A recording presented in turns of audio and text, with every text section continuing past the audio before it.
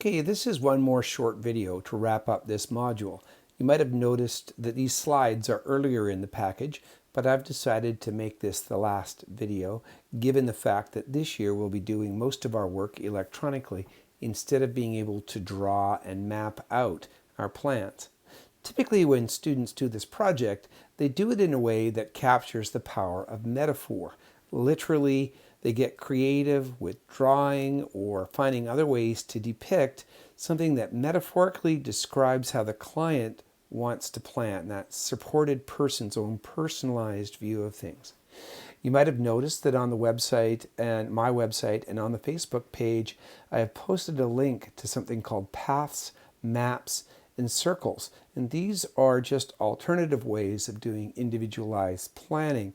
And they have two big things going for them, amongst others, but two big things that they all have in common are that they typically employ a large visual and therefore more easy to follow and interactive approach to planning, much less drab than simply sitting around the table and just doing the columns that I described in the video about the meeting. And you're more than welcome to use approaches like that.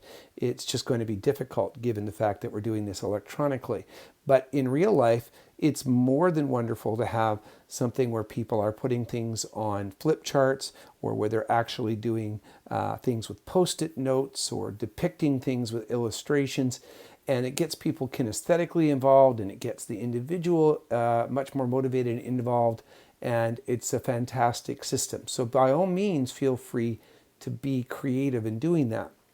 The second thing that those all have in common are that you can hear it right in their names. They're using metaphors, metaphors like paths and maps and circles of support. And the reason that that's such a powerful thing is because the way I depict something and that metaphorical way of describing it helps me to transcend some of the barriers that can get in the way of planning. For example, language and technicalities, or the feelings of unprofessional people, non-professionals in the room maybe feeling intimidated. So they really give everybody a chance to see what we're doing in a more representational and easily understood way. But I have a problem to some extent with the idea of paths and maps and circles, and that is that they, even though they're good and that they're metaphors, they're not as individualized as they could be. And so I like to encourage anybody I'm training with this to be really creative and to really depict and have fun with the way that individuals see their planning process. Metaphors are really easily communicated and they are easily shared. Any person walking in the room will walk over and see this picture or this chart and almost instantly understand what it means. And I have seen wonderful things where supported people were really proud to show off or explain their chart, and they really understood it better because it was depicted in some metaphorical way.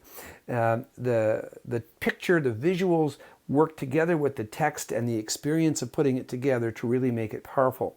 It's an engaging process for everybody and therefore fun, and it literally illustrates what we're doing. And therefore, I find that people are more likely to actually get behind the plan and make the plan happen, to live the plan. So what sorts of ingredients have to be in your metaphor? Even if you're going to go and draw something and have fun with it and be creative with it, there are still ingredients you must include. And you have to be able to show the government and accreditation agencies and funders and family members and of course the supported person that you've not just had fun, but you've also included all these ingredients.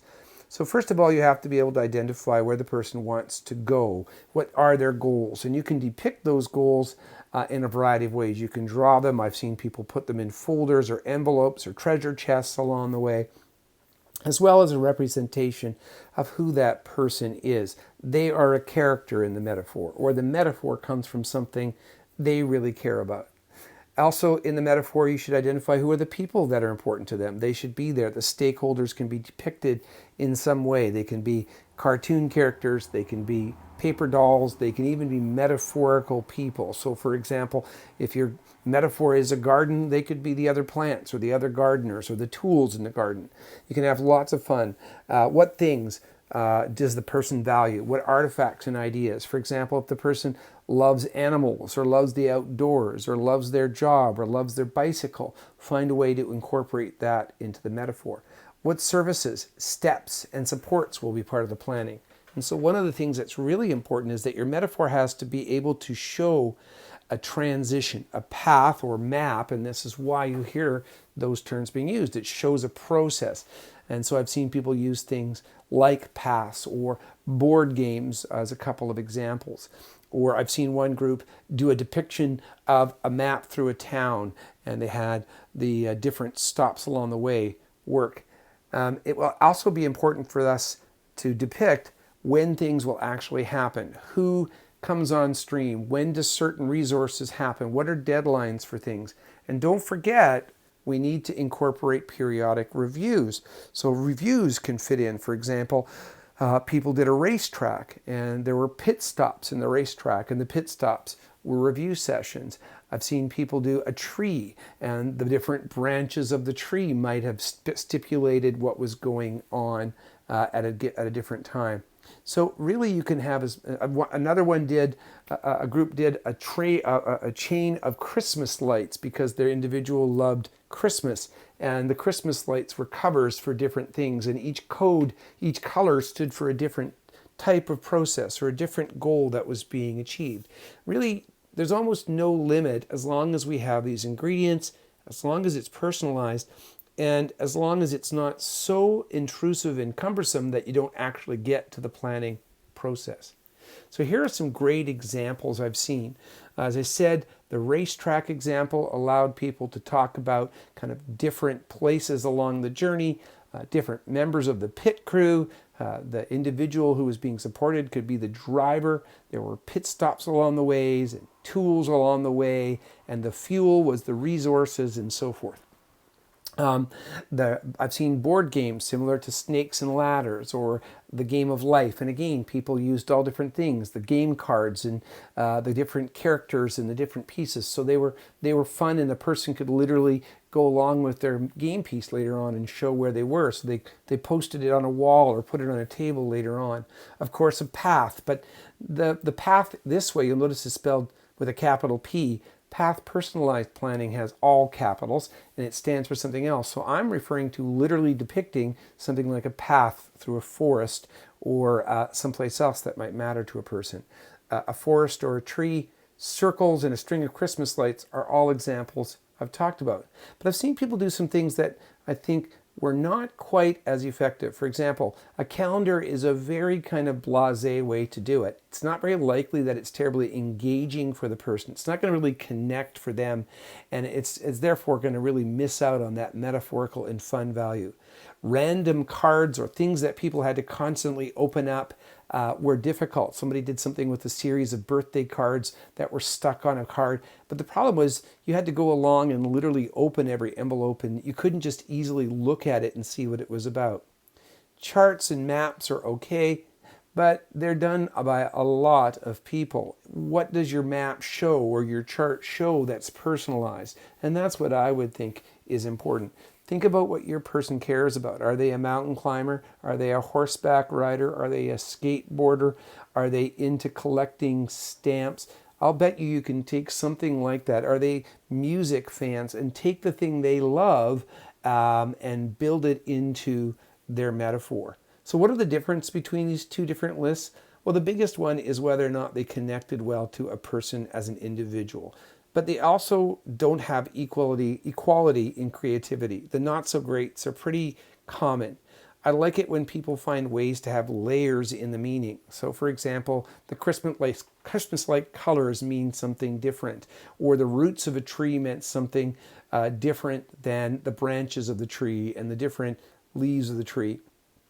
And it needs to be readable, and it needs to be simple enough that staff and supported individuals and other stakeholders can look at it and make sense of it. So have fun with this. If you get a chance to build a metaphor if somebody in your group or people in your group are able to get together and still do some of the physical components of this, like using poster board or long sheets of paper or anything else, even in the format of a movie or some other kind of broadcast, you feel free to do it, and I'll be happy to add bonus points to your presentation for creativity. The more of that you bring in, the more that I think you'll enjoy the project as well. A really good thing to do here is to do kind of what I call a storyboard. So literally just a pencil and a piece of paper and kind of sketch out what you have in mind before you put too much work into it. If you decide you're going to do this, do that and do two things. Set it aside for a while and let people kind of ruminate and chew on it, and often they come up with other ways to make it better. Don't lock into your idea too soon. And secondly, after you've sat with it for a bit, show it to me and see whether or not it's on track or whether there are things I can do to suggest. I usually give every group one helpful hint to make their particular presentation better. It depends on each group's needs, but I usually give everybody one helpful hint as a reinforcer for coming and seeing me. Okay, hopefully this is helpful. This is the last lesson in this module, and it's not the end of the learning, and if you need help along the way, by all means, come and see me.